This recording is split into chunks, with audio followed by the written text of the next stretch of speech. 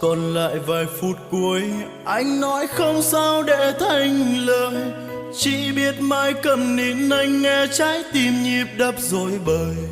Từng giọt lệ cứ mãi tuôn rơi vì một người xa tôi. Ra đi chắc có lẽ là sẽ mãi mãi không quay trở lại. Lạnh lùng nhìn người quay bước vui với ai để quên nơi này. Dẫu biết nhưng anh vẫn mãi luôn khắc ghi vấn vương bóng hình của em trong từng ngày ta có nhau. Thế gian ẩn tình sao thay đổi màu, người đầy lòng vô tâm lãng quên đi tình anh.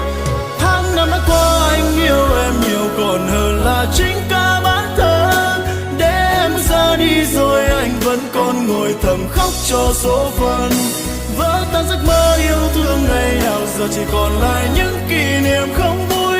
Kỷ niệm quá đau buồn quá khi yêu thương giờ đã phai nhòa.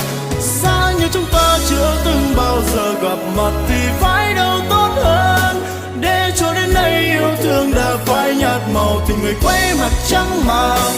Vỡ tan giấc mơ yêu thương ngày nào giờ chỉ còn lại những kỷ niệm không vui.